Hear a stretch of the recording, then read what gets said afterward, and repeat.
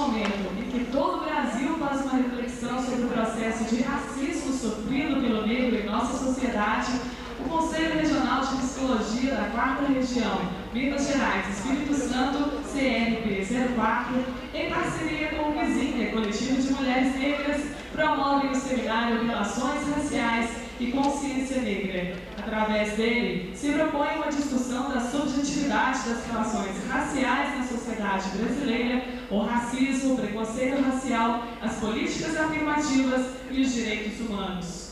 Este evento tem o apoio do Conselho Federal de Psicologia, da Associação Mineira de Psiquiatria, da MASA Edições, da PUC Minas, Milton Paiva, FUMEC e da Prefeitura de Belo Horizonte. Gostaríamos de lembrar a todos que no 4º andar, onde aconteceu o credenciamento deste evento, temos a mostra de arte com os artistas plásticos Alice Gomes e Valério, com técnicas de óleo sobre suportes de papel e tecidos, e o repertório é a figura humana, com influências da arte africana, do imaginário popular e das grafitagens. Também no 4º andar teremos os expositores Fuminete e Livraria Solar. Agora, para dar início ao debate em psicologia, racismo, direitos humanos e políticas afirmativas, convidamos para compor a mesa Nilma Lino Gomes, doutora em Educação, pesquisadora em Política da Cor e Inserção do Negro na UFMG.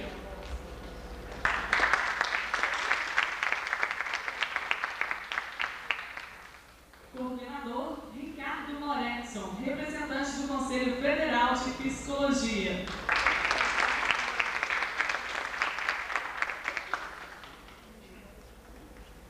Passamos a palavra ao coordenador, o senhor Ricardo Moretson.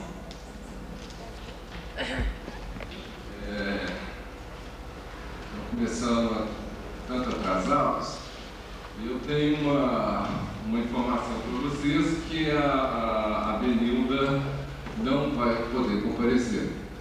Parece que ela teve um problema de cólica renal e teve que, inclusive, parar no hospital.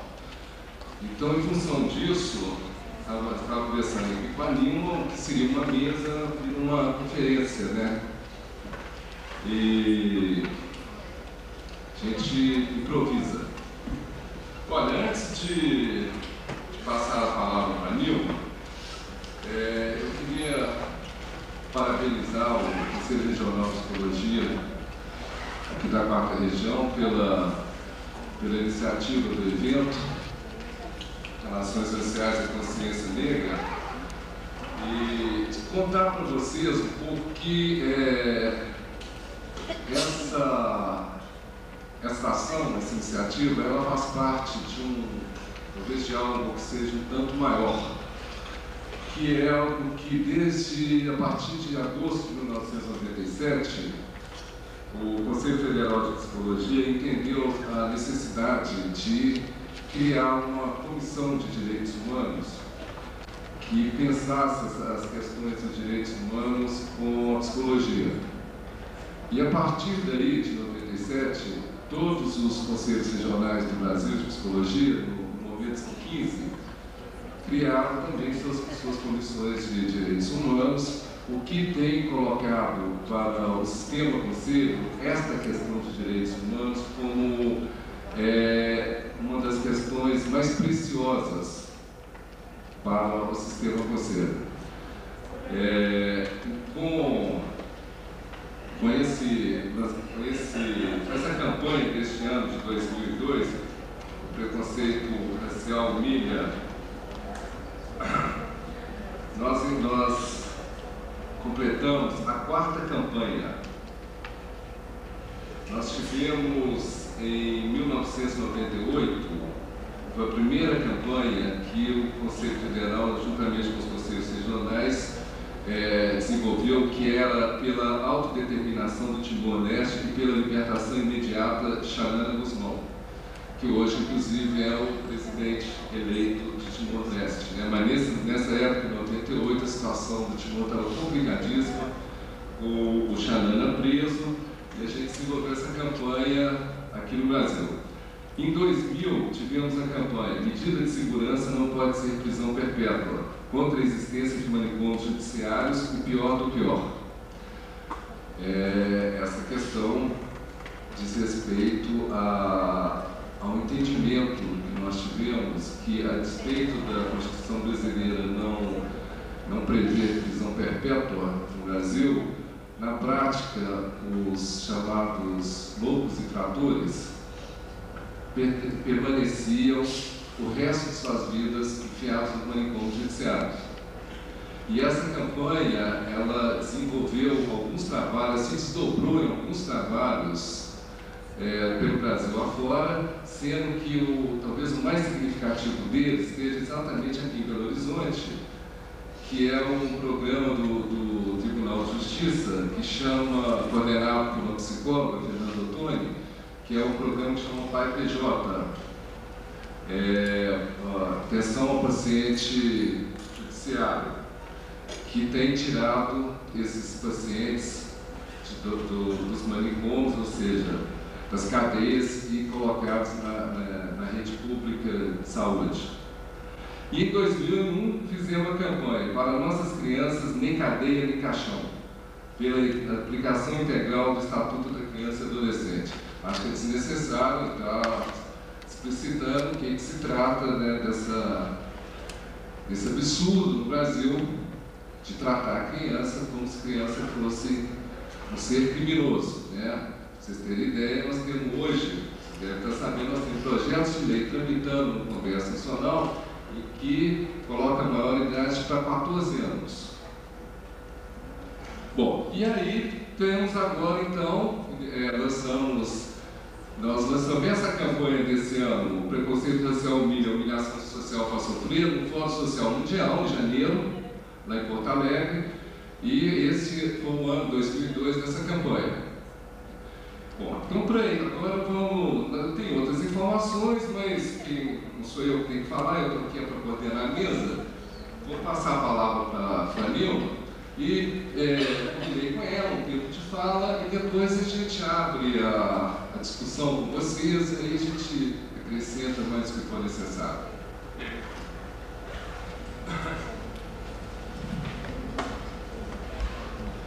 Bom dia. Bom dia. Bom dia. Muito bem, vamos acordar. Eu gostaria de começar agradecendo o convite para participar dessa mesa com vocês nessa manhã. Lamentar a ausência da Benilda, né? E dizer para vocês que algo que me foi pedido para falar hoje seria, dentro da discussão de ações afirmativas, apresentar um projeto que nós estamos desenvolvendo na UFMG, na Universidade Federal de Minas Gerais, chamado Ações Afirmativas na UFMG.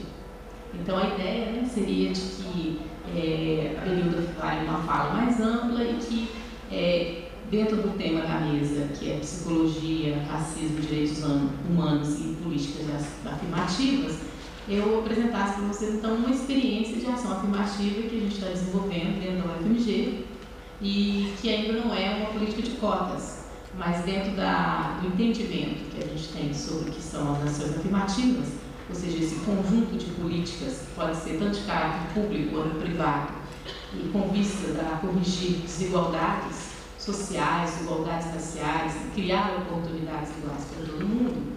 Nós, na UFMG, um grupo de professores, nós estamos desenvolvendo esse projeto que é voltado para a permanência bem-sucedida do aluno negro de baixa renda, regularmente matriculado em qualquer curso de graduação da UFMG.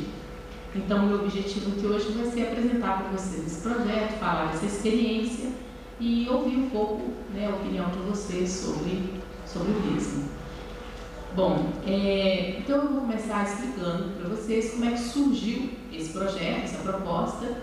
Esse projeto, ele faz parte de um conjunto já de iniciativas em prol de ações afirmativas aqui no Brasil, que tem como, digamos assim, inspiradora maior não só o movimento negro organizado, que já vem há muito tempo trazendo a discussão das ações afirmativas para a sociedade brasileira, como também a última conferência em Durban, né, onde o Brasil acabou se posicionando internacionalmente em relação ao racismo que aqui existe e divulgando em público que iniciaria ações afirmativas. Então, eu acho que isso desencadeou e tem desencadeado uma certa movimentação e na sociedade, maior ainda, e eu acho que o que tem de interessante nesse momento que a gente está vivendo é porque a discussão das ações afirmativas finalmente está sendo colocada na pauta dessa sociedade.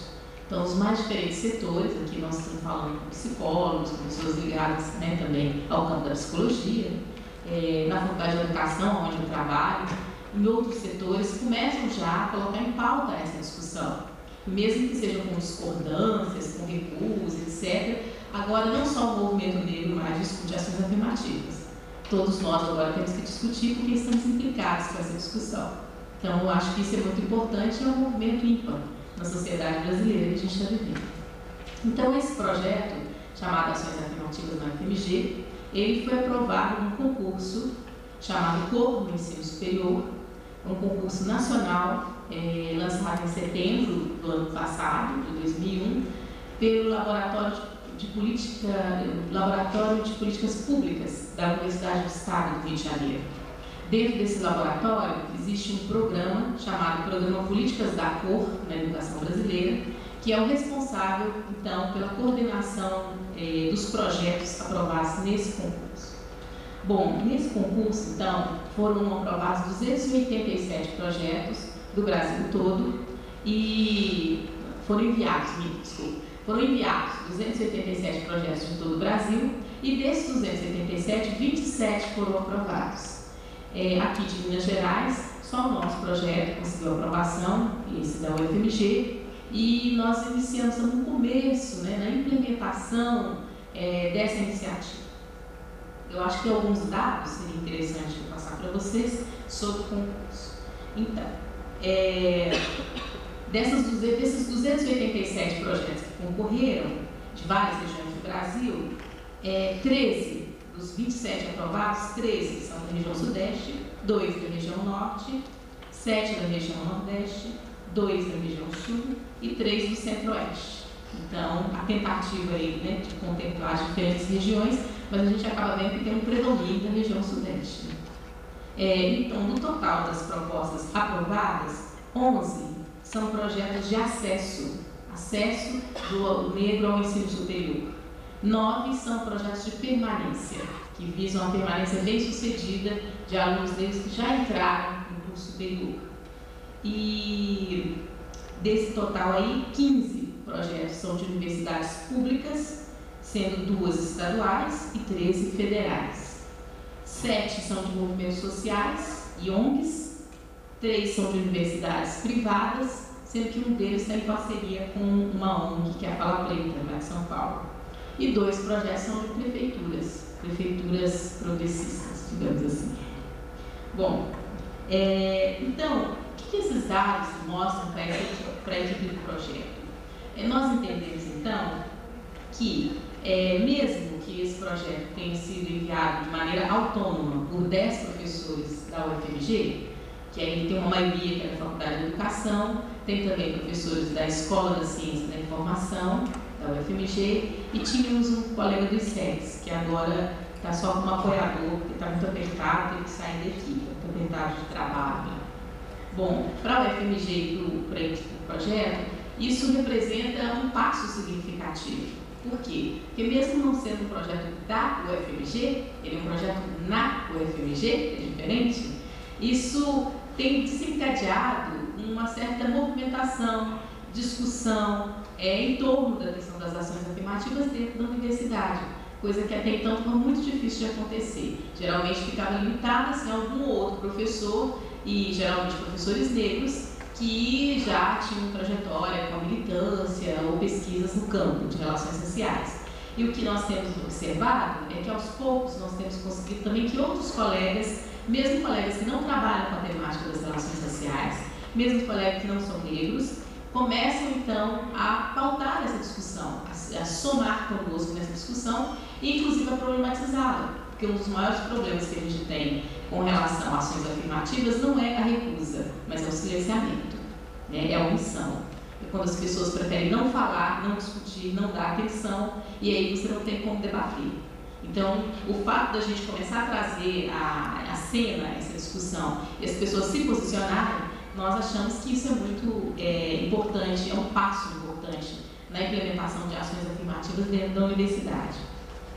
E nós também avaliamos que esse número de projetos enviados para esse concurso, por movimentos sociais, por ONGs, por universidades públicas e particulares, e até mesmo por prefeituras, né, vai demonstrando para a gente que, muito diferente do que as pessoas costumam pensar, as ações afirmativas, elas gozam, sim, de atenção, de aceitação, de entendimento por uma parcela da sociedade e, sobretudo, por professores que estão dentro de universidades públicas e também privadas. No caso da Benilda, ela falaria um pouco da experiência dela da PUC, que está sendo desenvolvida lá. E nós também acreditamos que esse número significativo de projetos que foram enviados, né, para esse concurso, principalmente pelas universidades, desmistifica essa ideia de que no Brasil, e mais especificamente na educação superior brasileira, as desigualdades raciais estejam resolvidas e que por isso elas não devam ser tema das nossas preocupações. Ou seja, quando a universidade se posiciona falando, olha, tem uma situação diferente em relação a alunos negros de baixa renda que entram aqui dentro, e nós, enquanto universidade, enquanto professores da universidade, precisamos estar atentos para isso, desenvolver estratégias, projetos e programas voltados para melhor formação, para melhor qualificação desse aluno negro aqui dentro, isso significa alguma coisa. Bom, nós acreditamos, então, que isso vem mostrar essa movimentação da sociedade civil, mais especificamente alguns setores da sociedade civil, que estão preocupados com a perpetuação do racismo e da discriminação racial na nossa sociedade. E vai revelar também, essas iniciativas vão revelar também que investir em políticas públicas de educação superior que atendam às necessidades socioeconômicas dos alunos é sim um passo importante, mas que para a gente atingir realmente segmentos historicamente excluídos da educação superior, há que se considerar a raça. Não tem como não considerar. E há que se considerar a raça juntamente com a questão da classe social e juntamente com a particularidade do aluno que vem da escola pública. Então, é uma questão complexa, não é muito fácil implementar essas afirmativas na instituição superior ou não.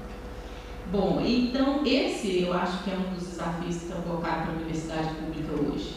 E nós esperamos que o nosso futuro ministro da Educação, que ainda não sabemos muito bem quem será, estimule essas iniciativas ainda mais, estimule e, inclusive, apoie.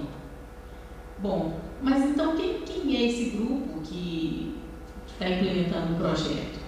É um grupo de professores e professoras, como já disse, da UFMG, brancos e negros, nem todos trabalham com a questão racial, mas todos de alguma forma já desenvolvem projetos e têm uma trajetória ligada a movimentos sociais, a discussões políticas, ou seja, nós acreditamos que somos um grupo que tem uma sensibilidade social diante das questões das desigualdades sociais e que alguns começaram a pontuar na sua trajetória acadêmica ao ler, ao perceber, ao se relacionar com os alunos negros e brancos, que algo precisa ser feito nesse sentido, né? E que, como eu falei antes, só a nossa reflexão e o nosso discurso sobre a desigualdade socioeconômica não é suficiente para você corrigir desigualdades históricas que estão colocadas na nossa sociedade e que atingem certos grupos, muito mais do que a outros, né?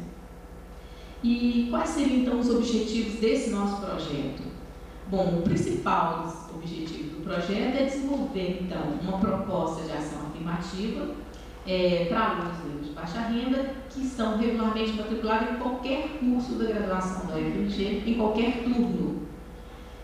Nós acreditamos que a universidade pública ela tem um compromisso social de reduzir os efeitos antidemocráticos dos processos de seleção e dos processos de exclusão impostos aos negros brasileiros, sobretudo aqueles que conseguem entrar no ensino superior. Então, nós levantamos algumas indagações ao elaborar esse projeto. Como as diferenças étnico-raciais têm sido tratadas no ensino superior e, mais particularmente, na UFMG? O que nós sabemos sobre as trajetórias escolares de alunos negros e brancos que conseguem entrar nos cursos de graduação dessa universidade? O que sabemos sobre a condição social desses alunos e como essa condição social interfere no seu desenvolvimento acadêmico? Ao passarem pela graduação da UFMG, os alunos e as alunas negras, eles têm a oportunidade de participar de debates, de discussões sobre desigualdades sociais e raciais, enquanto um conhecimento formador, um conhecimento cidadão, algo que não seja uma disciplina optativa de um professor que trabalha com a pesquisa, mas que seja, por exemplo, uma discussão que é relevante tanto para o aluno que trabalha, que estuda nas ciências sociais, quanto para o aluno que estuda na medicina, quanto para o aluno que estuda na ciência da computação, quanto para aquele que está na educação física. Como que essas questões têm sido tratadas lá dentro? Essa é uma das nossas perguntas.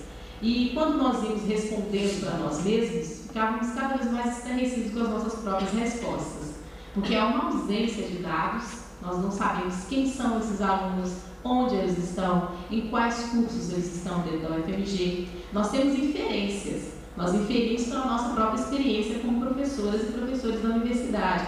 Eles estão mais na área de humanas, na faculdade de educação, na faculdade de letras, a gente tem o maior número de alunos negros, na escola de ciência da informação, mas isso não significa que temos dados estatísticos, temos pesquisas que nos ajudam, inclusive, a pensar cotas, né?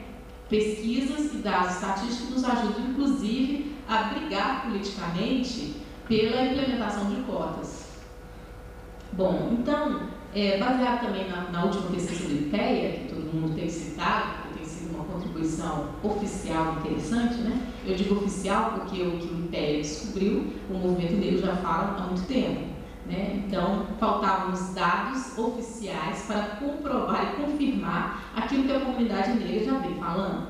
Então, depois dessa última pesquisa, quando a comunidade universitária sensível a essas questões ficou estarrecida com os 2% de alunos negros que conseguem entrar no ensino superior, isso nos ajudou também, nos fortaleceu a construir essa iniciativa do projeto.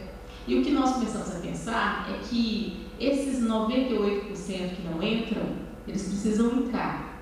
Mas os 2% que entram, o que será feito deles? Como será que eles ficam dentro dos cursos superiores? Como será que tem sido a trajetória deles dentro dos cursos de graduação? Há um número de evasão significativo ou não? Se evadem, por que evadem? Quem são esses alunos? Ou seja, nós sabemos que eles estão cotidianamente entre nós, conversamos com eles, alguns são auxiliares de pesquisa, mas o conjunto desses alunos negros de baixa renda que entram lá não é atendido, digamos assim. Ele é atendido dentro da assistência social, né, que é a Fundação Universitária Mendes Pimentel. De fato, vem prestando um serviço importante e interessante dentro da UFMG, com relação aos alunos negros e brancos de baixa renda.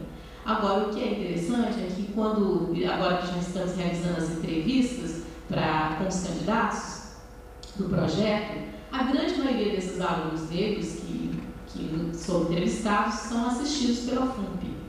São carentes, como se diz, são os carentes da FUNP, assim como algumas pessoas da equipe, como eu, por exemplo, fui carente 1. Por isso que a gente continua carente a vida inteira, né? Somos bem carente 1. Então, todos esses alunos, eles estão nesse nível de carência, mas nunca se pensou nessa especificidade racial dentro desses alunos que são assistidos pela FUNP. E isso tudo nos instigou ainda mais a realizar esse projeto e desenvolver essas atividades. Bom, então, a partir desse tanto de indagação, desse monte de constatações, o projeto ele se estrutura em duas linhas de ação. Uma primeira linha de ação, ela vai envolver atividades para apoiar os estudantes que são os beneficiários do projeto, tanto do ponto de vista acadêmico quanto do ponto de vista material. E para isso nós estamos realizando uma parceria com a FUNP, com a Fundação Universitária Mendes Pimentel, que tem se mostrado muito atenta e apoiadora do projeto. A segunda linha de ação do projeto volta-se para o desenvolvimento da identidade étnico-racial desses alunos. E o que nós temos pensado em fazer? Construir um espaço formador, onde a questão racial seja pautada, seja discutida, seja debatida, quer seja através de palestras, cursos, seminários, e também temos pensado em algum tipo de acompanhamento que resgate a história de vida desses alunos, porque são histórias de vidas, são trajetórias de vidas acidentadas, são trajetórias de vidas densas e que muitas vezes esses alunos não têm um espaço para serem ouvidos dentro da universidade. Bom, e quem vai poder participar do projeto, né? Quem que é o público que nós queremos atingir? Esse público, como nós já falamos, são esses alunos negros de baixa renda. Eles vão ter que comprovar de alguma forma essa carência, né? E vão ser submetidos a uma entrevista, onde discutiremos sobre a história de vida dele, a trajetória, a situação familiar e a situação educacional dele dentro da UFMG. E esse aluno vai ter que se autoclassificar como negro. Tá? Então, geralmente nós estamos pensando nesses critérios.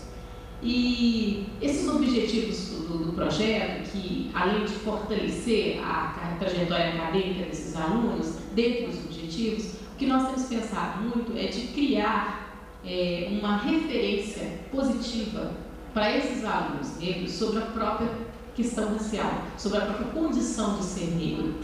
Ou seja, o ideal, e acho que isso é o desejo de toda a ação afirmativa, não é você criar uma elite pensante ou uma elite que acende, mas é você construir um conjunto de oportunidades iguais para todos, em que essas pessoas que passam por processo de ações afirmativas se sintam comprometidas com a sua comunidade, se sintam comprometidas com a comunidade negra, né, que voltem o seu olhar para essa comunidade, inclusive o seu trabalho para essa comunidade como profissionais, depois que saírem desse curso superior, inclusive enquanto estiverem lá dentro. Então, é muito difícil, às vezes, o debate com os próprios alunos negros, porque muitas vezes se introjeta um discurso, digamos assim, tanto quanto liberal, de que se eu entrei, outros também poderão entrar. Se eu entrei e me esforcei, por que outros não poderão se esforçar?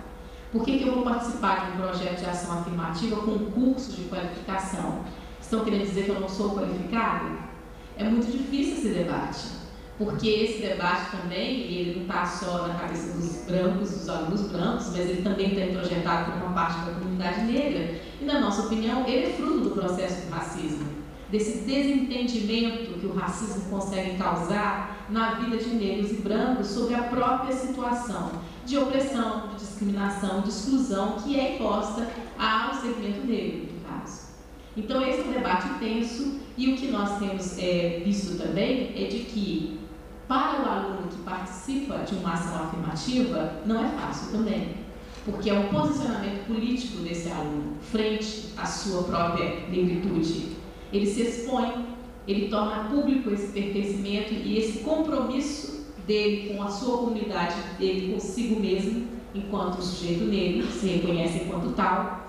E esses alunos começam a sofrer, de alguma forma, pressões, questionamentos por parte de outros colegas, por parte de professores, e aí eles têm que falar de um outro lugar. E muitas vezes o que percebemos é que esses alunos eles têm chegado até nós sem nenhuma discussão específica sobre a questão racial no seu curso de origem, a não ser que ele tenha feito, como eu falei, com disciplina optativa, ou ele seja articulado com movimentos sociais, movimentos negros, ele já tem algum tipo de trajetória. E isso é muito lamentável para uma universidade, e acho que é muito lamentável para uma universidade pública como a UFMG. Então, mudar essa situação é desejo da equipe, mas nós sabemos que uma equipe de 10 não consegue mudar uma situação que já está aí colocada há tantos anos. Então, com o projeto está no início, nós esperamos mais adesões, mais apoio e implementar mesmo essa discussão lá dentro. Bom, então, o que o projeto oferece para os meninos, para as meninas? O projeto ele não é um projeto de bolsas, ele é um projeto de cursos, de aperfeiçoamento, de qualificação, de realização de seminários e debates sobre a questão racial e sobre outros temas que não necessariamente são temas ligados à questão racial, mas são temas importantes na formação acadêmica desses alunos. Esses cursos, nós começamos já com 2 deles e nós nos escolhemos a partir da nossa própria experiência como professoras e professores dentro da UFMG, percebendo algumas dificuldades no desenvolvimento acadêmico de alunos pobres que entram para a UFMG, e, no nosso caso, pobres e negros. Que cursos são esses? Leitura e produção de textos acadêmicos. Nós sabemos que não somente os alunos de baixa renda chegam na UFMG, nos cursos superiores, com, digamos assim, uma forma enviesada de ler o texto, digamos assim. Porque você vem de um ensino médio, que ainda tem muito que avançar, né? Eu reconheço que tem iniciativas públicas e privadas boas de ensino médio, mas também nós temos muitas que deixam a desejar. E geralmente os alunos vêm muito colados numa leitura do livro, texto como livro didático, que alguém já mastigou de alguma forma um conhecimento e já o colocou de uma forma mais sintética possível, mais recortada possível, e a partir daí, muitas vezes, que essa formação desse aluno se dá. Nem sempre esses alunos participam de um outro universo social e cultural mais rico que vai alimentar e enriquecer essa sua experiência de vida, essa sua experiência humana. E isso eu não acho que é só para os alunos de baixa renda, não. Essas são questões que a gente tem no ensino médio brasileiro, são questões mais profundas. E se tratando disso, o que nós percebemos é que para muitos alunos ter um contato com o texto acadêmico, compreender esse texto, né, fazer uma resenha, escrever um ensaio, isso pode parecer muito claro para o professor que leciona, mas não é tão claro assim para o aluno que está ali na sala de aula cotidianamente. E muitas vezes há um certo constrangimento por parte desse aluno de falar, por exemplo, que ele não sabe, de falar, por exemplo, que ele não está conseguindo interpretar esse texto direito, porque fica parecendo que é algo pessoal, que é alguma incapacidade pessoal. E a gente sabe que não é. Tem uma questão aí que é da trajetória escolar, né? Que é da forma como o ensino vem sendo administrado no Brasil, e esses alunos, então, no projeto, nós estamos querendo dar a oportunidade de que eles façam esses cursos, e nesses cursos eles aprofundam as estratégias de leitura, eles saibam fazer um texto acadêmico, escrever um texto acadêmico, ler um texto acadêmico, que essa é uma exigência da vida universitária. Tá? O outro curso que nós estamos desenvolvendo é o curso de informática, porque também parte do pressuposto que todo mundo que entrou na universidade tem acesso à informática, sabe lidar com a máquina, digamos assim, entende desse mundo, que é um mundo virtual. E quando não sabem, os professores muitas vezes descansam de falar, não, existe um laboratório de metodologia ali, um laboratório de informática. Eles vão lá, tem um monitor, o monitor ensina, ele faz o trabalho, escreve o seu texto. Mas a realidade não é assim. Nem todas as unidades têm bons laboratórios de informática.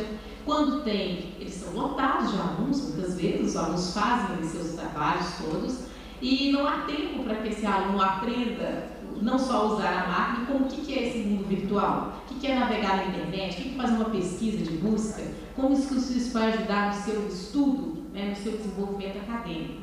E durante as entrevistas que temos realizado, nós constatamos cada vez mais uma realidade que é dura e que muitas vezes nós pesquisamos sobre ela, mas aí naquele momento o sujeito está ali na minha frente falando comigo, e a gente vê que a maioria desses alunos realmente não tem um computador em casa e muitas vezes não utilizam, né, os que existem na universidade, porque não sabem utilizar muitas vezes. E há um constrangimento também de chegar no laboratório e falar para o monitor, eu não sei digitar nada, eu não sei entrar nesse programa sem nada. Então, o curso de informática tem sido, inclusive, uma demanda muito forte por parte de todos esses alunos que têm se candidatado ao projeto.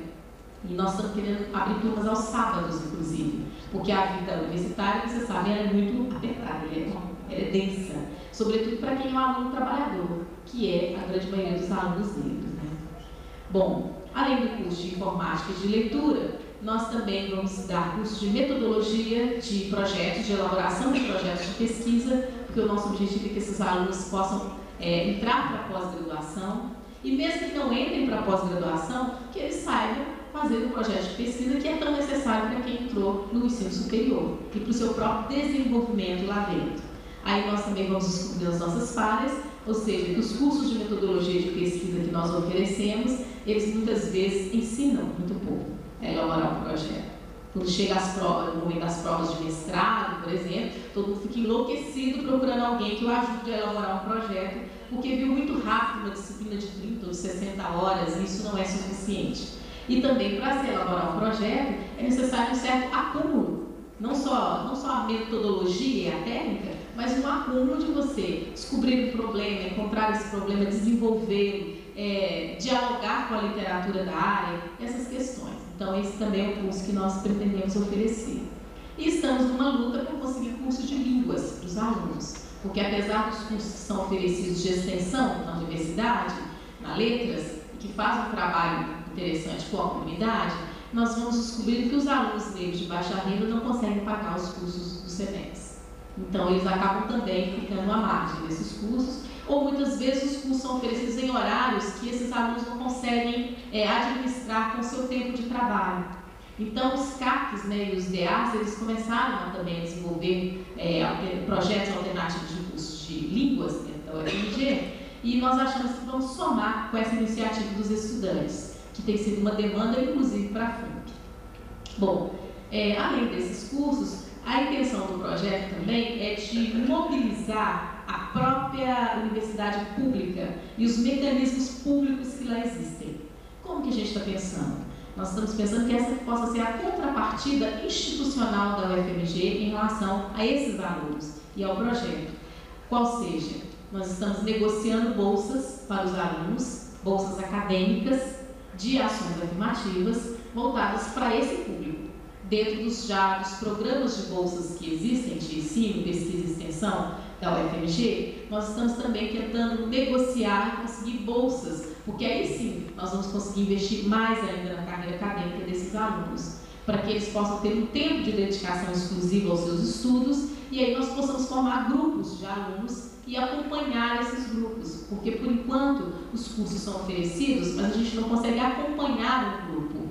Esses cursos eles são de 20 alunos, turmas de 20 alunos. Nós já começamos com os de leitura e produção de textos acadêmicos. Ontem, dia 20 de novembro, nós começamos com 2. E já em setembro nós iniciamos o primeiro. E esse de setembro já tem dado resultado, não só na autoestima desses alunos, quando eles começam a ver que não tem nada a ver com capacidade, a questão não é essa, a questão é dominar certos instrumentais, né, da pesquisa, da leitura, do texto, e isso qualquer um de nós consegue dominar, mas você tem que ter tempo para fazer isso, você tem que ter oportunidade para fazer isso, e você tem que ter acompanhamento, uma dedicação maior para aqueles cuja vida, né, social, a vida, o universo cultural, não é esse universo cultural acadêmico, letrado, como muitas vezes é o de alguns grupos da classe média e média alta.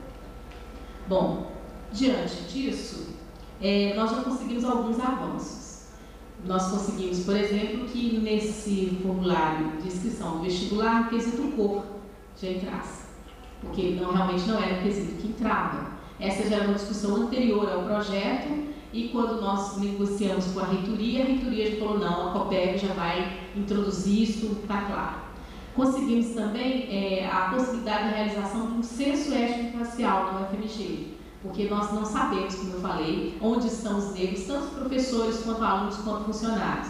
Então, numa conversa que nós tivemos com a reitoria, a partir do primeiro semestre de 2003, no formulário de matrícula dos alunos, começa a ser declarada a cor desses alunos. E aí nós queremos tabular esses dados e realizar um censo étnico-racial dentro da UFMG, que envolva alunos, professores e os funcionários. Diante desses avanços aí, nós conseguimos também que a FUNP, a Fundação Universitária, a partir do próximo semestre, também inclua o quesito cor nos seus formulários de inscrição dos alunos que pleiteiam bolsas da FUNP. Porque também nós sabemos que uma maioria de negros são assistidos pela FUNP, mas não sabemos quantos são, nem onde estão, nem quais são as suas principais dificuldades, e nem que tipo de assistência esses alunos reivindicam. Tudo isso para uma universidade é fonte de pesquisa. Agora, é fonte de uma pesquisa social, de uma pesquisa que está colada, né, com um compromisso de melhoria dessa sociedade, com um compromisso de melhoria de condições educacionais, né, e sociais dessa sociedade, que são dados que vão ser importantíssimos, que vão poder ser desdobrados em políticas. E nós acreditamos em políticas de ações afirmativas. E uma outra negociação vai ser em torno da política de cotas. A UFMG ainda não discutiu as cotas, não discute as cotas, ela tem uma comissão estudando cotas para alunos de escola pública, mas não cotas étnicas, mas o contato que nós já tivemos com a reitoria, ela se colocou sensível, aberta a fazer essa discussão. Então, o nosso primeiro contato com a reitoria ele foi muito positivo em torno do projeto, mas a nossa ideia é que esse projeto de ações afirmativas na UFMG, ele não seja só de um grupo de professores ou de uma outra unidade, mas que seja uma política incorporada pela UFMG, pela reitoria da UFMG. E essa aí é uma negociação política mais densa, mais tensa, que não é tão fácil assim de na primeira reunião nós conseguirmos. Mas estamos caminhando. Esse tem sido o nosso trabalho, porque nós acreditamos que entrar na universidade pública realmente não é fácil, é uma tarefa difícil. Mas permanecer dentro de uma universidade pública com sucesso, se qualificar, se formar como um bom profissional dentro daquele curso, para aqueles que conseguem entrar, também é uma tarefa árdua. E é essa realidade aí que nós queremos interferir, e é nessa realidade que nós desejamos realizar o nosso trabalho, entendendo que criar um ambiente formador de ações afirmativas é, digamos assim, um dos passos também para a implementação de cotas. E aí essa é uma decisão da reitoria, do conselho universitário e de toda uma negociação que tem que ser feita dentro da universidade. Então é um pouquinho isso que eu queria contar para vocês nessa manhã, compartilhar essa nossa experiência e aguardar opiniões e apoios também. Muito obrigada.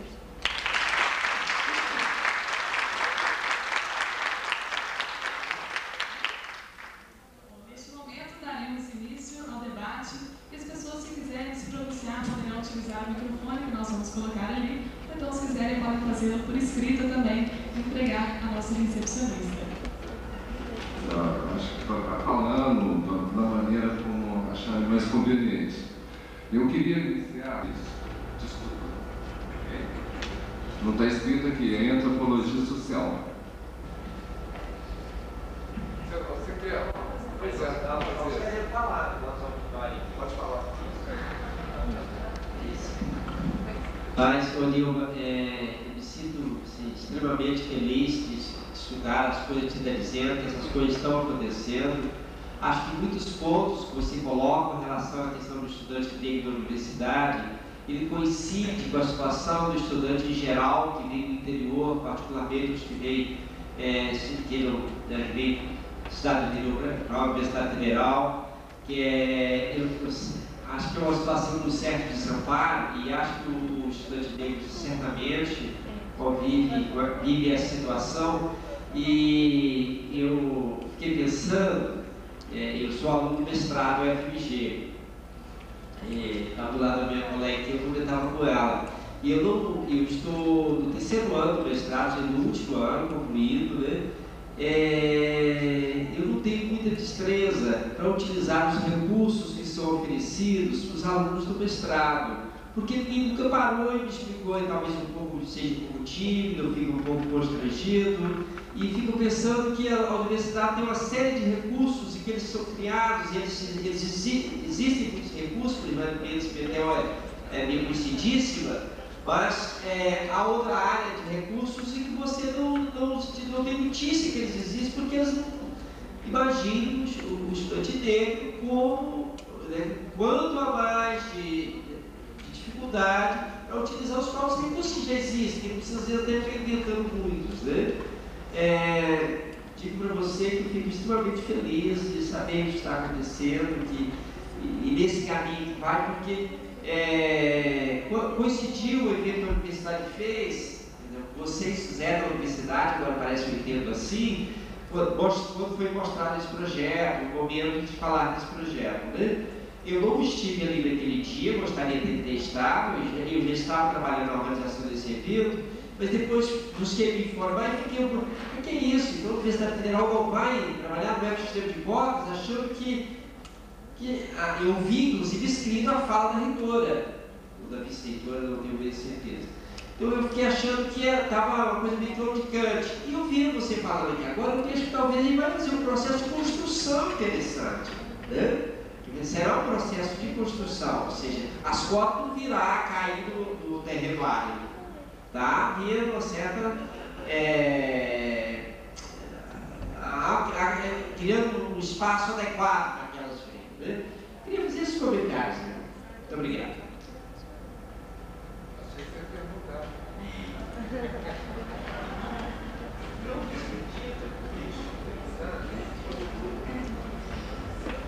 Bom dia, meu nome é Luciana, eu sou tímida. Eu fico vermelha. Bom, eu sou membro da diretoria da Associação Brasileira de Psicologia Social Regional Minas.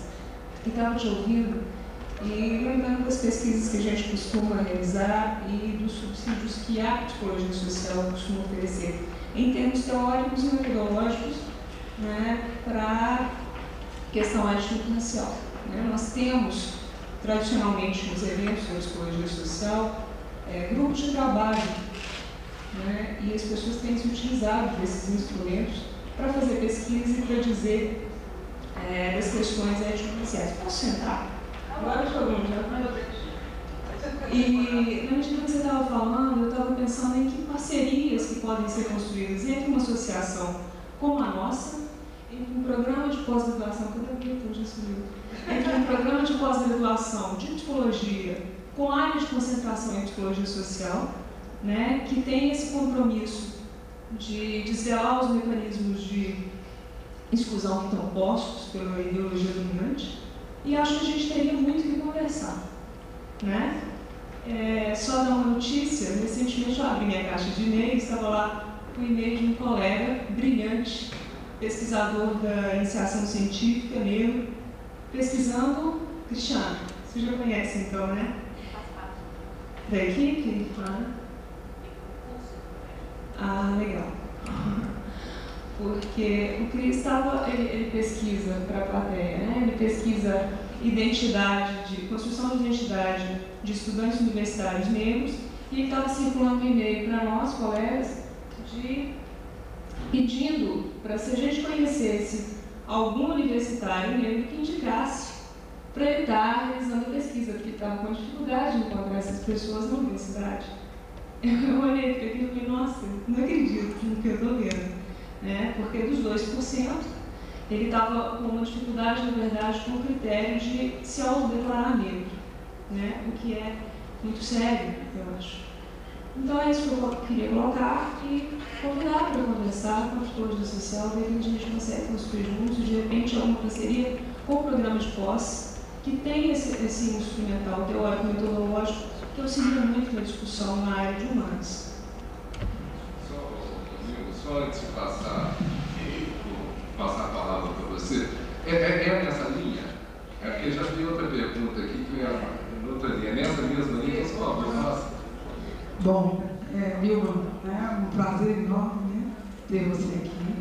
Eu ainda não tinha tido a oportunidade de conhecer sua pesquisa toda, quando você apresentou também por questão de compromisso, né, não deu para estar lá.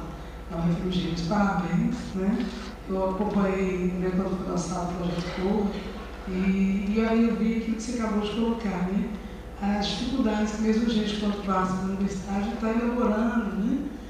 Dentro de uma sistemática mais teórica, aquele pensamento para você chegar, né, à elaboração daquela pesquisa. Então, aí hoje eu tive mais clareza desse objeto de trabalho. E uma outra coisa que eu queria estar perguntando, questionando, porque é um esclarecimento mesmo, nesse trabalho aí você falou da Bolsa, né, que vocês estão tentando buscar junto à Fundação, né, mesmo Pimentel. Porque eu fiquei com essa preocupação mesmo, né, quando a gente tem o acesso à universidade, a dificuldade de nos mantermos lá. Sabe? A gente pode ter aquela dia de educação e tal, né? Mas estou falando assim, a dificuldade de manter a nível acadêmico, né? Você está adquirindo livros, sabe? Como é que seria essa parte?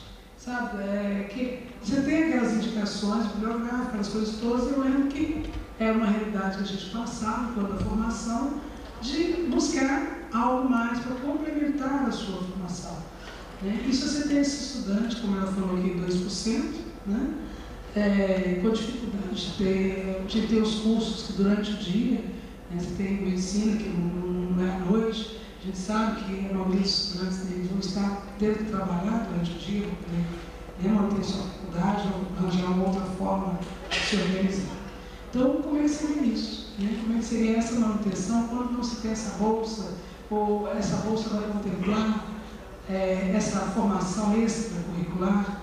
Né? A outra coisa que vai muito no rumo do que ela acabou de falar da parceria. Como é que é o projeto esse projeto, a parceria com a sociedade civil? Sociedade civil é isso que eu estou chamando de movimentos sociais. Né? O que tem de avanço, por exemplo? Eu componho o NISIM, o coletivo Grandes deles, e tenho tentado organizar outros grupos, né, de jovens, de mulheres. Como que é essa parceria, esse conhecimento? Como é que é isso? Se isso vai se dar? Você falou de buscar essa formação para esse estudante. E nos cursos que você citou, né, eu esqueci, mas assim, eu não vi especificamente se vai ter essa parte de formação, de conhecimento, de troca dessa experiência do movimento social, do que o movimento negro já avançou, o que é essa luta, se isso vai estar na formação em algum curso específico. Tá?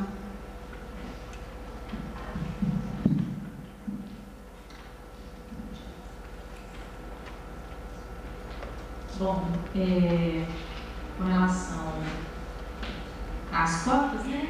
Se as universidades terão autonomia, bom, por enquanto ela não é uma lei federal, né?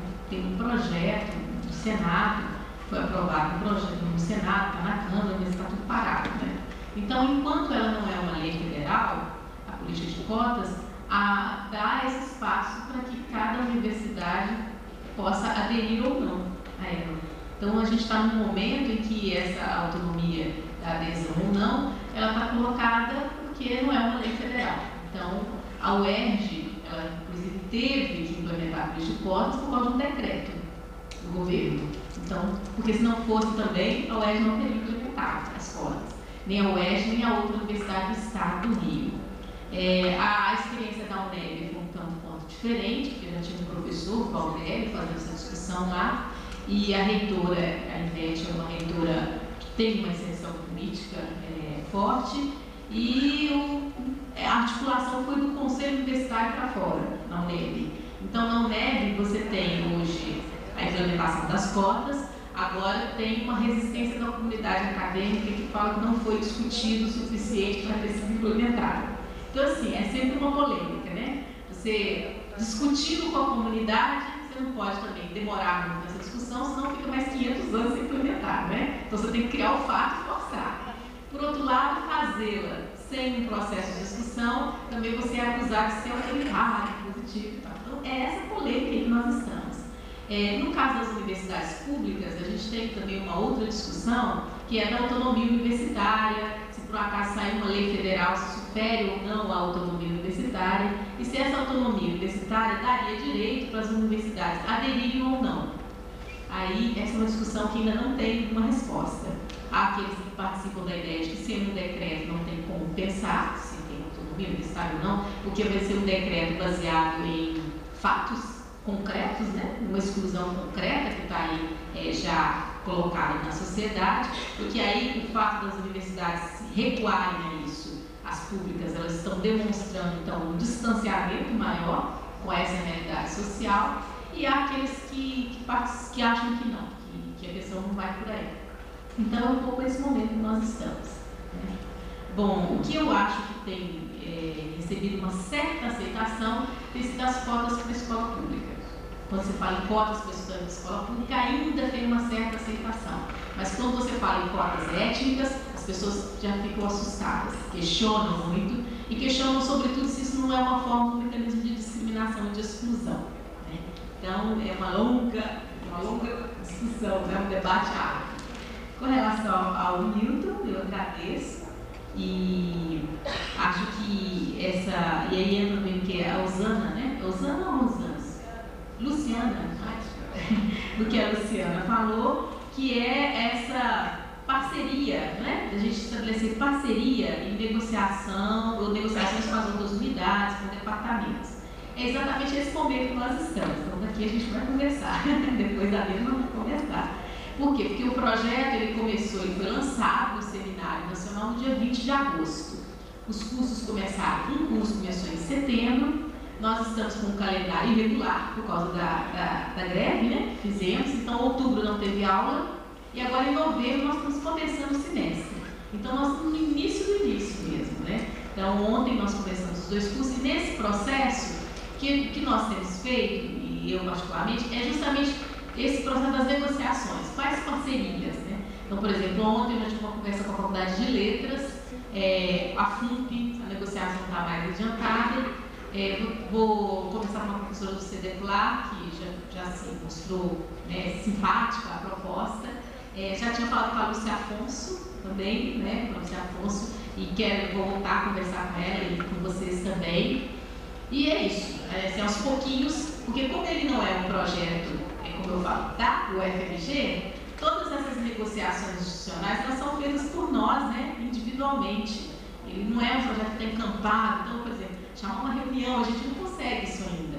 E sobretudo porque, assim como seria um outro lugar que eu falei do projeto, uma pessoa falou, nossa, o Milton também falou esse estranhamento, né? Falou, não, mas então a UFMG não está faltando as cotas, mas vai começar. Então, esse entendimento muita gente ainda tem. Então, nós vamos sentar, explicar a proposta, conversar sobre ela. Aí, na hora que nós fazemos, as pessoas falam, nossa, eu entendi. Aí nós conseguimos uma adesão. Então, as adesões estão sendo assim aos poucos. E nós imaginamos também que quanto mais nós ampliarmos esse leque, né, de cooperadores, e o projeto pode, inclusive, crescendo, né, as pessoas se transformando parte da equipe do projeto, nós vamos ter outros polos, por exemplo, que eu e a equipe não conseguimos atuar, mas, por exemplo, vocês conseguem, quem é da Letras consegue chegar para lá apresentar o projeto e aí ele pode crescer.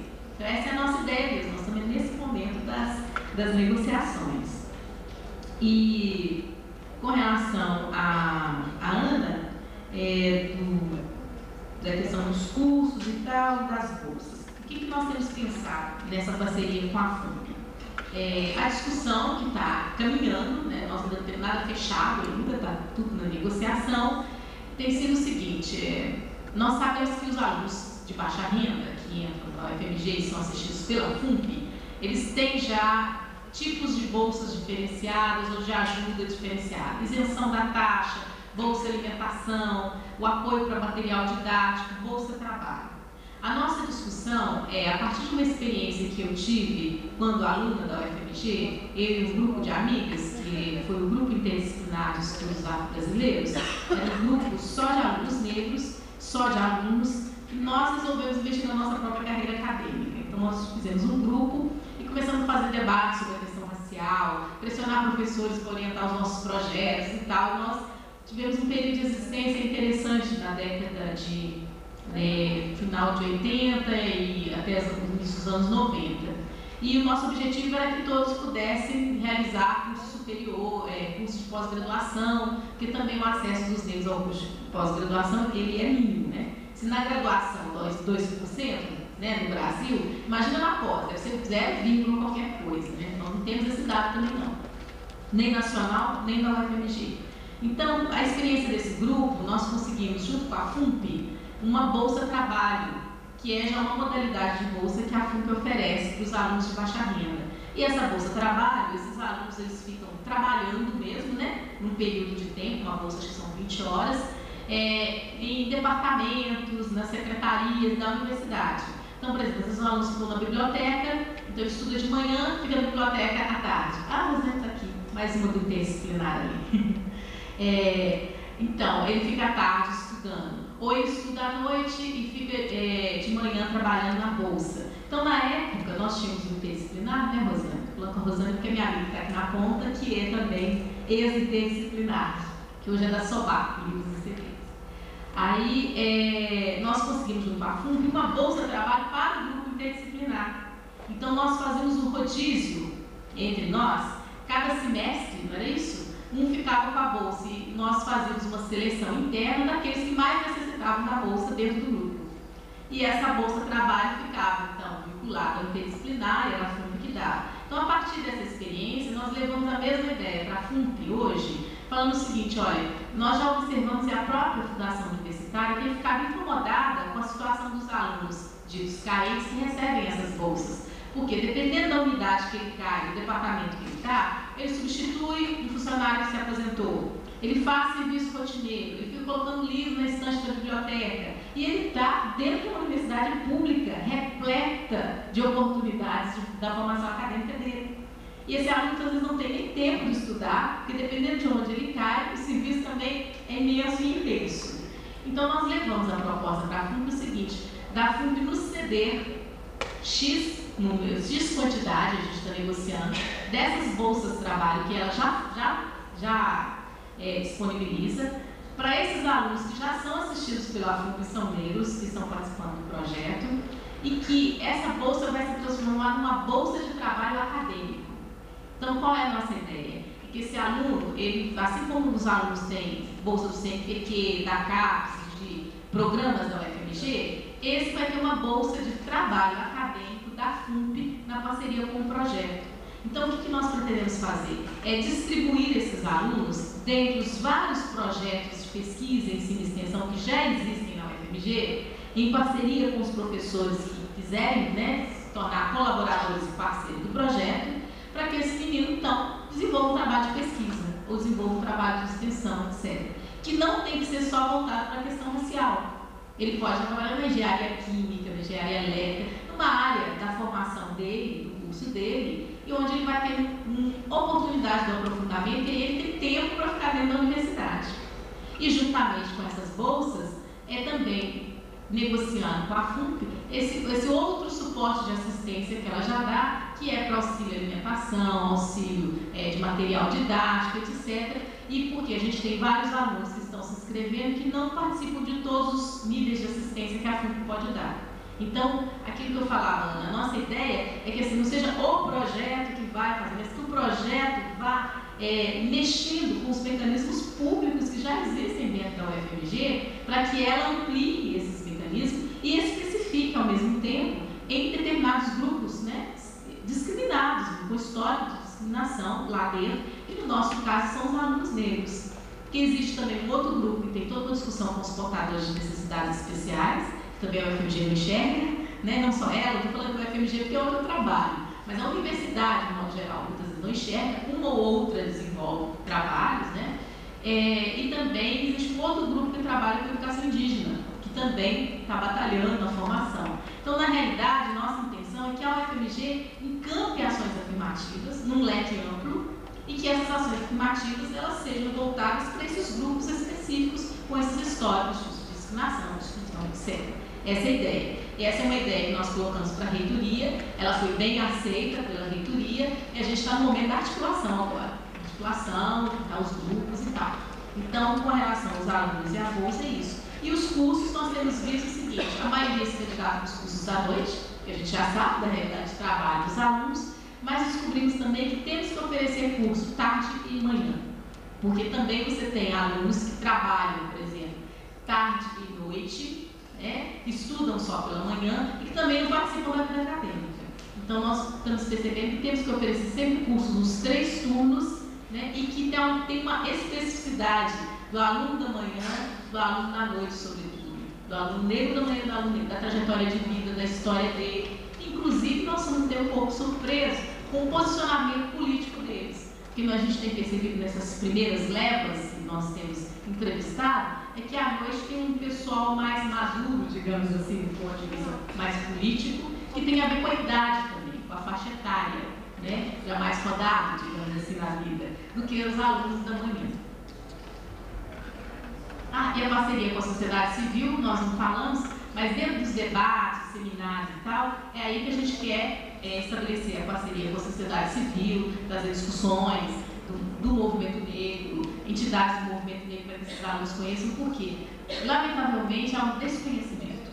Os alunos até sabem que existe um movimento negro, mas nunca participou, não sabe o que é e tal. Então, nós achamos que esse público que muitas vezes entra para o UFMG, o público negro que entra para o UFMG, não necessariamente não tem como provar isso com pesquisa, não tem como atestar isso com pesquisa, mas o que eu tenho percebido é que é um público que não é atingido pela militância. É um público que não é atingido pela militância por N motivos. E aí a gente tem que aproximar esses alunos do que é a construção política da militância na sociedade civil. Você fala a questão indígena, que também é curioso, né? Apesar dos 300 mil indígenas que compõem talvez os três troncos da nossa nacionalidade, da riqueza cultural, não se sabe nada sobre nada, rigorosamente nada. Luciana, é interessante que a Brapos aqui esteja pensando nisso. Você sabe que tem um Franklin de Oliveira, ele é da PUC de São Paulo. Ele fez um levantamento com quase 5.000 artigos de periódicos e teses da psicologia brasileira e encontrou apenas 11 que tratam de alguma forma assim, de preconceito racial, elementos vinculados a essa questão. No meio de 5.000 artigos pesquisados, encontrou 11 dentro da psicologia. Texto integral e periódicos? E periódicos e teses. Vocês vão fazer uma pesquisa no levantamento deles em anais de pontos? Número maior. Ô Nilma, tem uma pergunta aqui, duas questões que não estão identificadas, pessoas que quisessem identificar, é assim, em toda a sua fala foi frisado o, abre aspas, aluno negro de baixa renda, fecha aspas. O aluno negro de alta renda não convive com os preconceitos inerentes à sua raça? Fico pensando que talvez o aluno negro de alta renda esteja comprando, entre aspas, uma certa aceitação social. E aí como o preconceito é forte? O que você e também um grupo pesquisador pensa sobre isso? A outra é, considerando que os alunos negros carentes que estão participando do meio acadêmico, ainda que de forma restrita, mas não só instituições públicas, o que estamos pensando uma política de inclusão no que se refere ao projeto de ações afirmativas, por que não haver a possibilidade da participação de qualquer aluno negro carente nos cursos de especialização oferecidos pelo projeto? Peço a gentileza de comentar a questão em pauta desde já me agradeço. Eu também não entendi, vamos ver se eu entendi. Considerando que os alunos negros carentes estão participando do meio acadêmico, ainda que de forma restrita, não só instituições públicas, e que estamos pensando em inclusão de gerações afirmativas, também está se pensando nisso, por que não haver a possibilidade de participação de alunos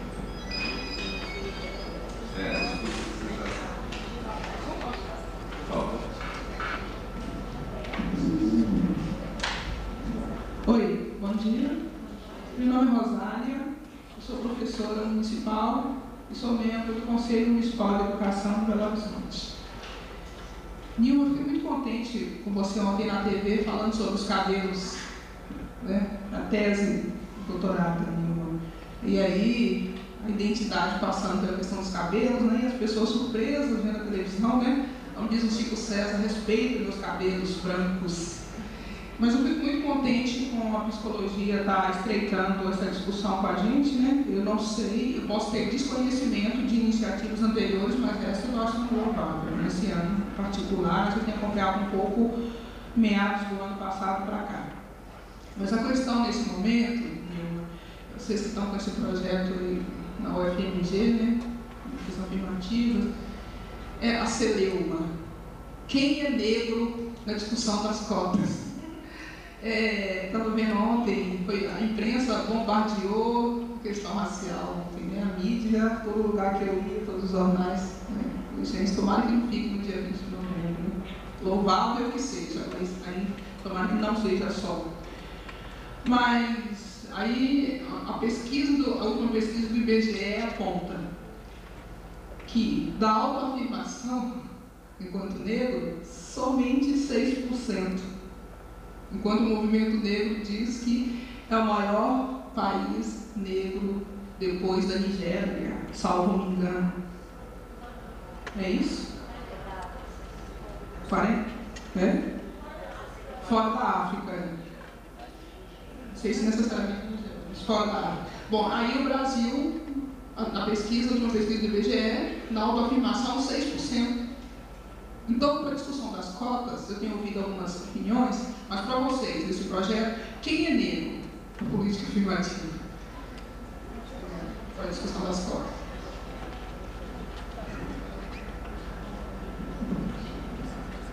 Ô, Nilma, aí, referindo-se às cotas, eu tenho, assim, não tenho muito conhecimento sobre isso, mas a discussão, a quantidade de pessoas, o que for lá, o percentual que foi estabelecido, né? Isso é após as provas que se faz na universidade pública e na universidade particular. Eu creio que pode passar aí para a questão da pessoa não ter que pagar uma mensalidade, que seria uma relação mais fácil de fazer, né? Agora, na universidade pública, como é que isso vai ser feito? Tá? Porque aí eu me sinto, por exemplo, hoje eu aspiro a uma vaga na UFMG e estou me preparando para isso, eu sinto que seria dizer que a pessoa não é capaz de passar, mesmo com todas as dificuldades que a gente tem desde a primeira fase na escola pública, né, que a gente é bem mal preparado, né? A gente já tem uma alimentação deficiente, a gente tem uma escola que no bairro da gente oferece o pior, né, que a gente pode receber, e mesmo assim, com todos os esforços, a gente consegue chegar à universidade, né? A universidade pública, mesmo que hoje seja um número mínimo. Então, eu gostaria que você falasse, né, sobre a questão da cota, como é que ela funciona para a universidade pública e para a universidade privada. Obrigada. Como é seu nome? Dora. Só antes de você falar, gente, talvez as pessoas que queiram fazer alguma questão, façam agora, eu quero se parar sempre. São 10 horas, já vieram me dizer que tem outra mesa, eu sei que nós começamos bem atrasado, mas vou esticar um pouquinho, mas a gente também não pode estar prejudicando sobremaneira a outra mesa. Meu nome é Mônica, eu trabalho no gabinete do vereador Paulão, cuido da assessoria racial. Minha pergunta para mim é o seguinte, mais para entender um pouco esse aspecto que ela colocou, desse projeto que está sendo elaborado dentro da UFMG, até que eu tive o prazer de estar participando do seminário, dessa questão de estar trabalhando com o aluno que está lá dentro desses programas que vocês estão apontando, e as dificuldades, falar mesmo um pouco se existem essas dificuldades mesmo por parte, ou uma rejeição por parte da direção maior da UFMG, com relação a estar integrando esse aluno nesses programas, uma vez que a gente sabe que para que esses alunos negros estejam na universidade, a gente tem que justamente estar fazendo isso, criando mecanismos para que ele permaneça na universidade e para que ele tenha acesso à universidade, aos bens comuns existentes lá dentro, para que ele faça um curso realmente capacitado, dotado de qualificação e tudo. E o que a gente percebe, por exemplo, no debate, uma matéria que saiu no ano passado, no jornal O Tempo, não sei se é a reitora Ana Gazola, ela coloca o seguinte, que para a gente, na questão da discussão de cotas, que para saber quem que é negro nesse país precisaria fazer DNA. E aí eu fico preocupada. E nós até respondemos, o gabinete do vereador Paulão respondeu imediatamente, vocês devem ter visto. Eu fico preocupada porque a gente, por um lado, tem todo esse mecanismo, que é a questão que a Ana Maria colocou aqui, do movimento também, ele tem que se articular de forma com que force que a universidade, que esse corpo da direção da universidade tome postura com relação à desigualdade racial existente dentro da própria universidade, que passa tanto dentro do campo da relação com os alunos, da questão da cota, né, que é uma ação afirmativa, mas também com a relação existente entre os profissionais trabalhadores dentro da universidade. E aí, como que fica isso? Como que essa relação são dadas? Como é que está essa questão? O corpo da coordenação das disciplinas existentes, ela está se integrando, ela está aceitando, existe uma resistência? E se essa resistência é por prática mesmo criminosa de discriminação, ou por não querer reconhecer os direitos de cidadania do povo negro, principalmente no universitário?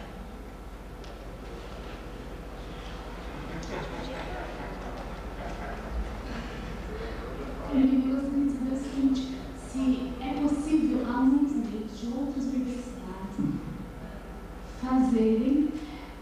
desse projeto, da mesma forma que podemos nos inscrever para matérias educativas, se também podemos nos inscrever para fazer parte do projeto em si.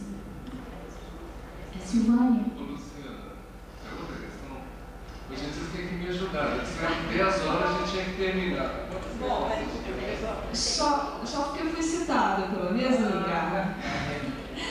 Na verdade, só respondendo ao Ricardo essa história do Franco, de ter pesquisado teses e dissertações, na verdade isso reflete até o acesso a programas de pós-graduação. Porque se a gente for pensar que no último encontro mineiro de psicologia social tivemos, acho que 5 inscrições no grupo de trabalho Raça e Etnia, nós não conseguimos fazer o grupo de História da Psicologia Social acontecer. Então a gente pensa numa certa expressividade em participação de evento, mas uma dificuldade de acesso a programas de pós. Bom dia a todos, meu nome é Valdeci, sou estudante da UFMG, estou concluindo o curso de Engenharia Mecânica e eu fico feliz assim, quando vejo essa discussão, porque ao longo dos meus 5 anos de universidade eu nunca vi. Se eu vi muitas discussões, foram 2 a respeito dessa questão. E eu fico observando assim, quando se coloca essa questão de cotas, as pessoas criam certos clichês, sabe, em forma de perguntas, assim como discernir quem é negro e quem é branco? Como que para discriminar a pessoa tem a maior facilidade? Não, você é branco, não, você é negro. Mas na hora de dividir igualitariamente os bens do país, as pessoas sempre colocam essa questão. A questão de cotas, assim, que eu acho também importante, discussão hoje, é que as cotas já estão aí. Hoje, 98% da população universitária é branca. As cotas já estão aí. Nós temos que discutir uma divisão mais democrática. É isso que nós queremos. Porque antes, os economistas famosos, criadores de eufemismos aí, né, colocaram a questão de dividir o bolo, né? Vamos crescer para depois dividir. Hoje é esterilidade para depois dividir. Eu queria perguntar quando é que será a divisão desse bolo que nós estamos tanto esperando. Obrigado. Bom, e uma última linha do espírito tem a ver com essa questão quem sabia das entrevistas, o aluno, essa história de auto-se classificar como negro. Aí, porque no meu entender passa por uma consciência permeando autoestima, cidadania, valores, preconceito, discriminação, tem como próprio negro a dificuldade de se auto-afirmar como negro, da Conceição. Bom, eu vou tentar responder as questões mais rápido. Eu sei que tem que terminar, por causa da outra mesa. Talvez algumas questões não possa aprofundar, mas no outro momento nós aprofundamos. Com relação ao aluno negro de baixa renda, etc. A prioridade do projeto é atender alunos negros de baixa renda. Não significa que ele está fechado com outro aluno negro que apresente também a necessidade de participar do projeto, que não seja, por exemplo, assistido pela FUNP.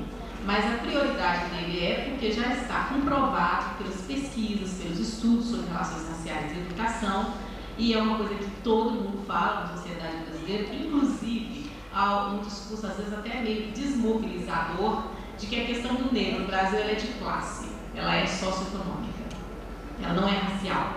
Se você atender às dificuldades socioeconômicas do povo brasileiro, você atende todos os mecanismos de discriminação racial que os negros são submetidos historicamente.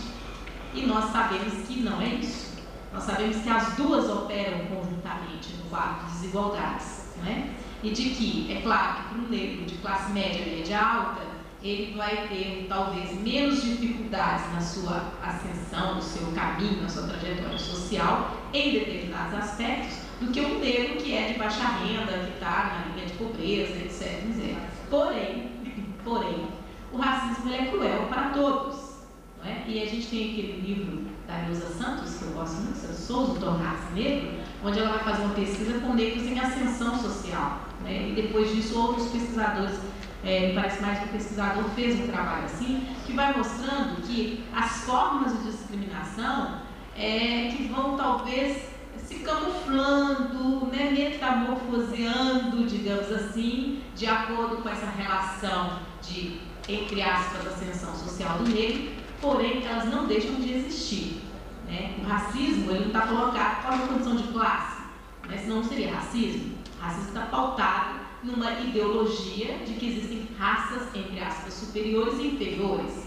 Então, nós achamos que, como já está constatado que a população pobre e negra, ela sofre conjuntamente, duplamente os efeitos do racismo, da discriminação social, o projeto está voltado especificamente para essa parcela que consegue entrar dentro da UFMG.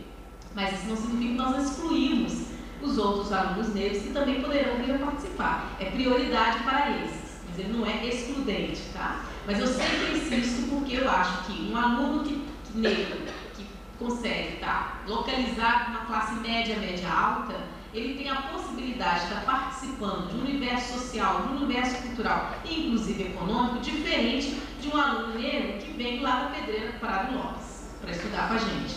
Agora, os debates, os seminários, as discussões, os trabalhos que nós queremos fazer com a militância, esse é aberto para todo e qualquer aluno, independente do nível socioeconômico dele, e inclusive não tem que ser só para alunos negros, é para alunos brancos também.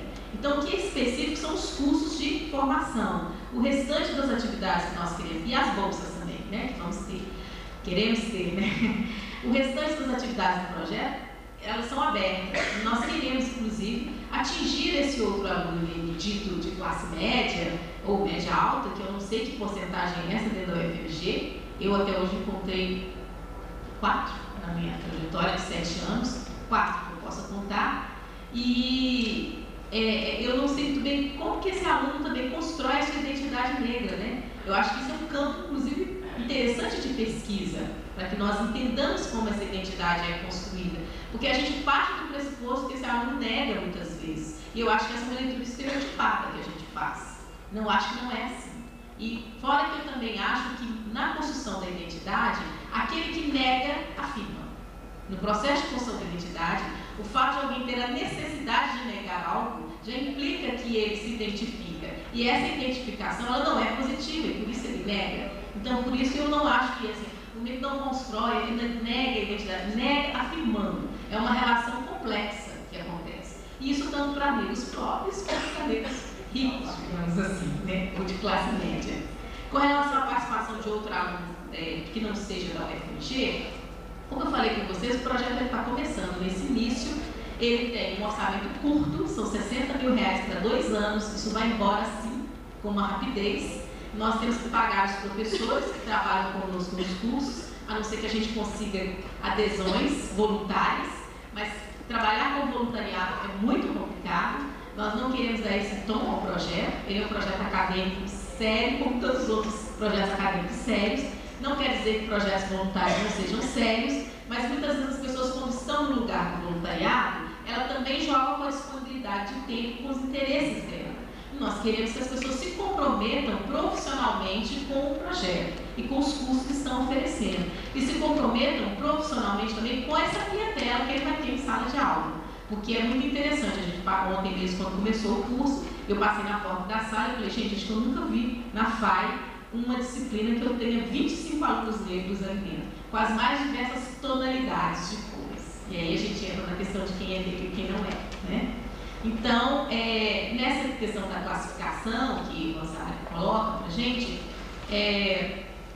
trabalhamos ainda com a autoclassificação, porque ainda não se encontrou no Brasil uma outra forma de você trabalhar com essa questão. Porque a gente sabe que a sociedade é miscigenada, né? Nós sabemos isso tudo e tal, e sabemos também o peso que a condição da raça ocupa na sociedade brasileira na formação das identidades, né? Dos sujeitos. Então, a nossa ideia é trabalhar com a autoclassificação e também com outro conjunto de critérios, porque soma a questão da renda, soma a história de vida, soma a história familiar. Eu acho que para você falar de quem é negro e quem não é no Brasil, além de eu me colocar enquanto tal, você tem um outro conjunto, né, digamos assim, de situações que formam a sua identidade negra também.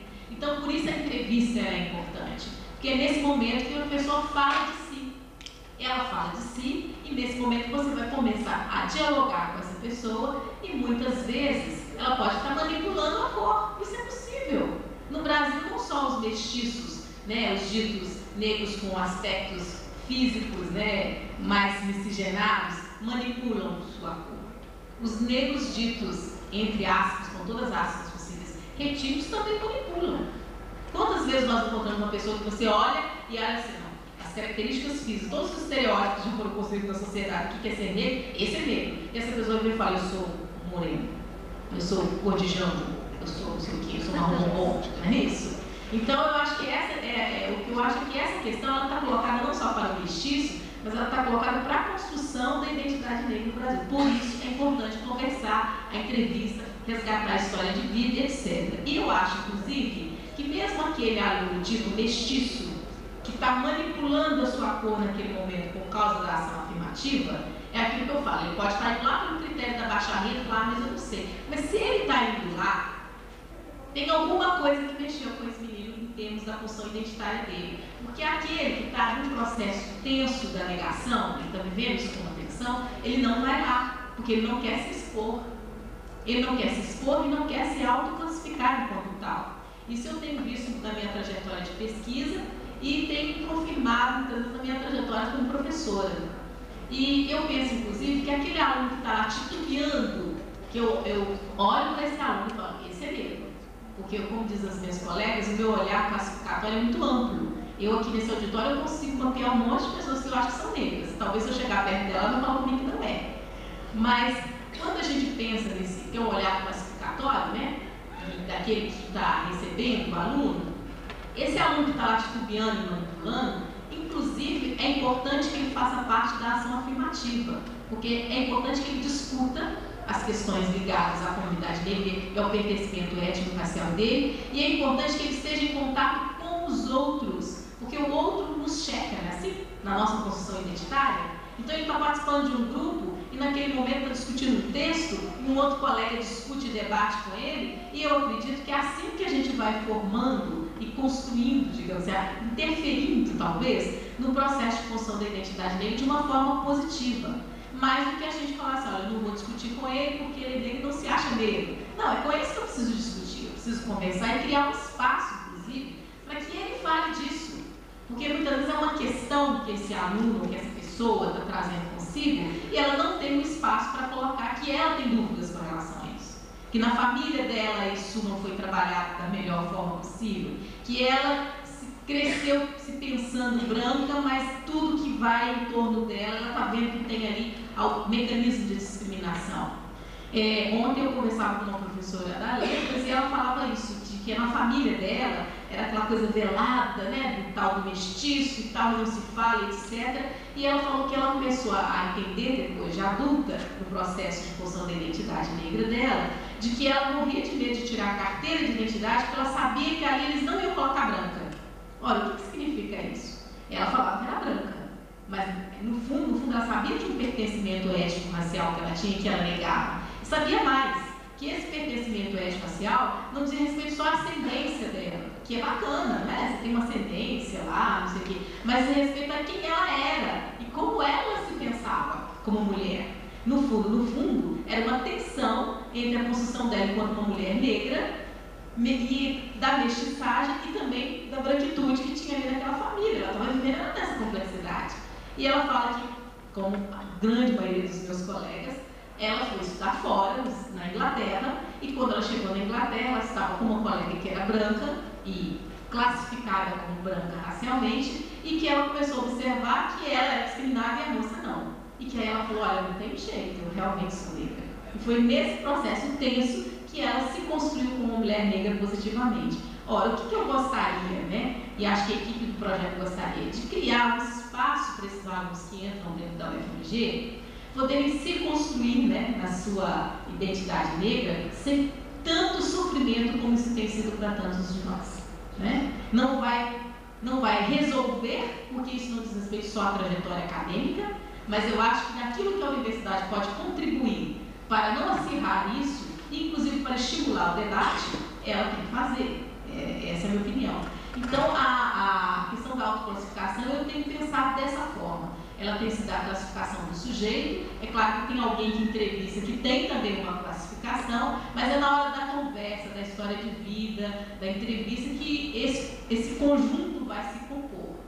No caso do nosso projeto, ainda é fácil fazer isso, porque é um projeto pequeno. Agora, se a gente tiver um projeto de cotas amplo, aí nós vamos ter que trabalhar, me parece, com critério de autoclassificação junto com renda. Eu sempre acho que cotas, ações afirmativas, é para todos os que representam o segmento negro, sim, mas ela tem uma especificidade que o dito negro pobre, o negro carente, porque eu sei que são esses que têm muito mais dificuldades interpostas na sua caminhada. E eu acho que esse tem que ser um compromisso político também da sociedade brasileira ao implementar ações afirmativas.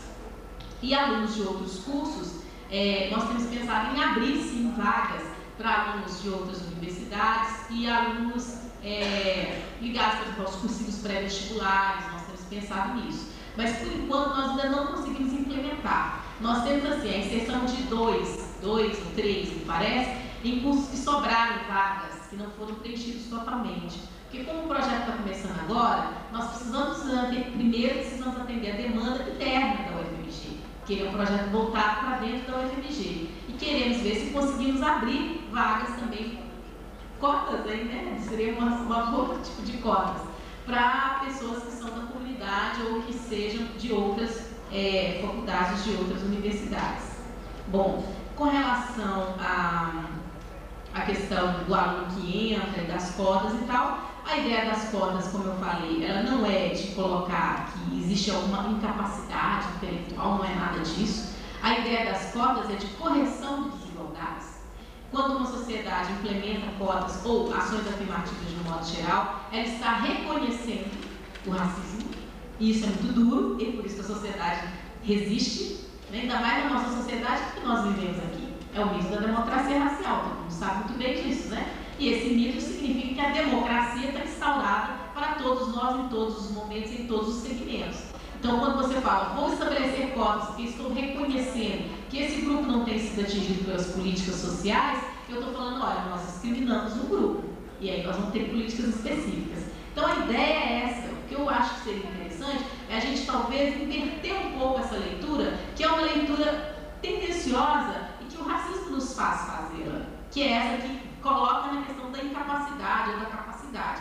Não está colocado nesse campo, está no campo da igualdade de oportunidades. Se o vestibular, se a entrada na universidade, da forma como ela está, já está comprovado que ela exclui um grupo, então nós temos que mexer nessa entrada para incluir esse grupo que está excluído.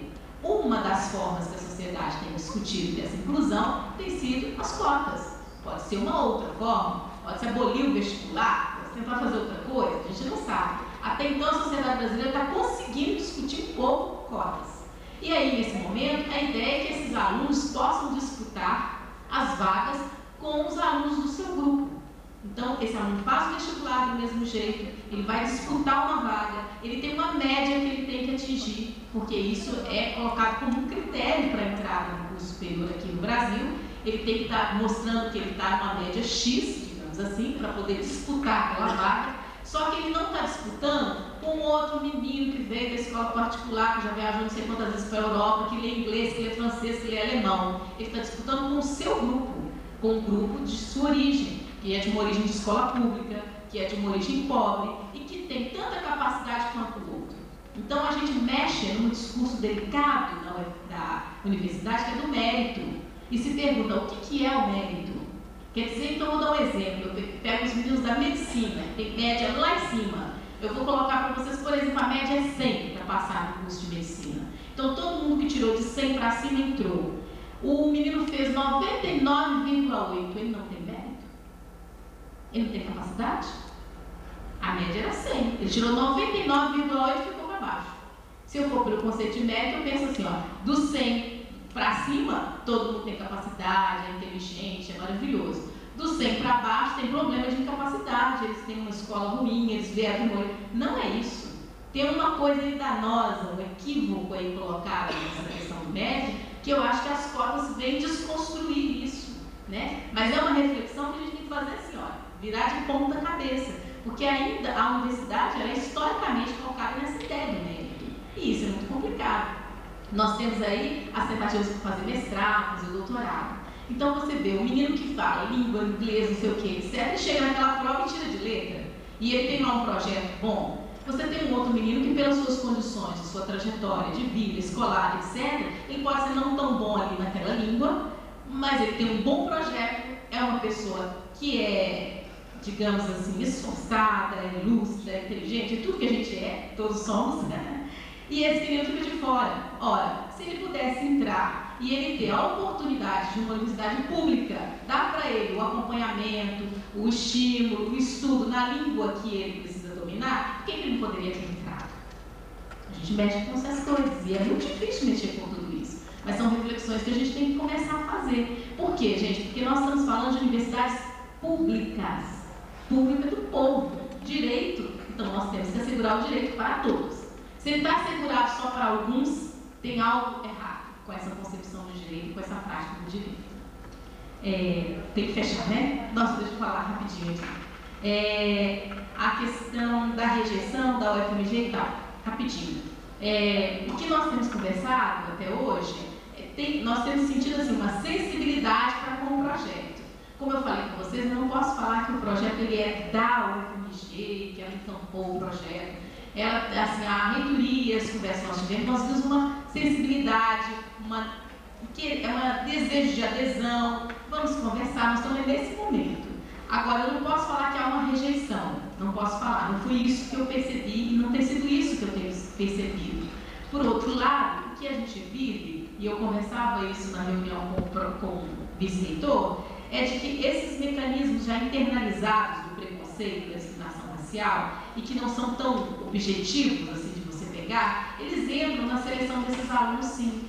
Porque, por exemplo, eu sou uma professora que vou selecionar bolsistas, eu tenho 2 bolsas para alunos do CNPq ou da CAPES, e chegaram os alunos lá, eu tenho na minha cabeça uma imagem, um modelo de aluno que eu quero. Então, se ele domina informática, é melhor para mim, porque ele vai fazer as coisas, vai dar trabalho. Se ele lê o inglês, joia, porque ele lê os meus textos. Então, eu já tenho um padrão, um modelo de aluno, que geralmente o aluno negro de baixa renda não vai encaixar nesse modelo, não por uma incapacidade dele, mas por condições sociais e históricas que estão colocadas para a gente. Então, na hora de selecionar, eu tenho lá, por exemplo, 5 alunos brancos, 7 alunos negros, etc. Eu vou selecionando o que está no perfil. Fatalmente, o perfil ainda recai nos alunos brancos de classe média e média alta. E esse aluno negro fica de fora. Ou eu posso ter lá o aluno negro com tudo isso que eu falei, que entende internet, que navega, não sei o quê, que fala inglês, fala francês, etc. E eu olho para esse aluno e se o meu critério está pautado em valores que são preconceituosos do ponto de vista racial, eu não incluo esse menino, eu incluo outro, que muitas vezes não apresenta a mesma capacidade de desempenho acadêmico que ele. Então isso aqui é delicado, né? Porque está na mão do professor e da professora, que são pessoas que vivem nessa sociedade como todos nós e que, como todos nós, internalizam preconceitos. Por isso que muitas vezes você forçar a entrada, de falar assim, olha, no mérito do projeto também vai ser avaliado aquele professor que desenvolve ações afirmativas, isso força, inclusive, a pessoa a pensar, puxa, eu nunca tinha pensado nesse critério para integrar um aluno. Eu nunca tinha pensado no meu grupo de pesquisa de 10 alunos, eu tenho que ter alunos com uma diversidade étnica, negros, brancos, etc. Eu olho, se eu tenho um aluno branco, por que será que eu só selecionei alunos brancos? Os negros não procuraram? Ou eles não têm condições de se dedicar integralmente, muitas vezes, por causa das condições econômicas? É um pouco por aí. Terminando rapidamente, mais uma vez, a questão do DNA, que a reitora falou, é muito interessante, porque nós temos lá na universidade, no ICB, o professor Sérgio Pena, que eu estou fazendo os contatos, né, também do projeto, e o que tem se discutido cada vez mais é que, como se a gente já sabe, na genética, a raça é um conceito inoperante. Geneticamente não tem raça. A raça é uma construção política, social, histórica e cultural, né? E o que ele vai provar na pesquisa dele com a análise de DNA é que justamente a sociedade brasileira, no que diz respeito a uma ascendência de onde os grupos humanos vieram, nós somos muito mais de ascendência indígena e africana do que europeia. Então, o próprio DNA, na hora que você vai analisar, dependendo da forma como você interpreta esses dados, você vai ver que vai comprovar que a gente tem muito mais uma africanidade no Brasil do que a tal da branquitude, que muitas vezes as pessoas querem só pensar nesse lado. Gente, desculpa o horário, muito obrigada. Depois a gente conversa mais.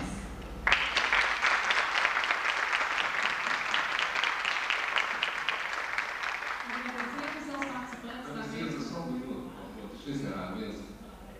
Gente, eu queria agradecer nos desculparmos, nós na mesa, vocês plateia com a outra mesa que vai estar chegando, a gente entrou no horário mesmo. Queria registrar e agradecer a presença do vereador Paulão, que está aí, e agradecer a Nilma, parabenizar pelo trabalho,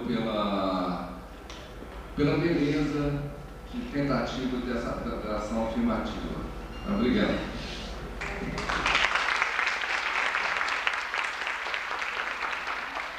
Então, agradecemos aos participantes da mesa Psicologia, Racismo, Direitos Humanos e Políticas Afirmativas. Convidamos a todos, neste momento, a assistir a performance Cantos de Amani, com os dançarinos Júlia Bertolini, William da Silva e do percussionista Jorge África. Espetáculo dramático musical interativo que aborda a relação entre o homem e os sons da natureza no cotidiano do povo negro.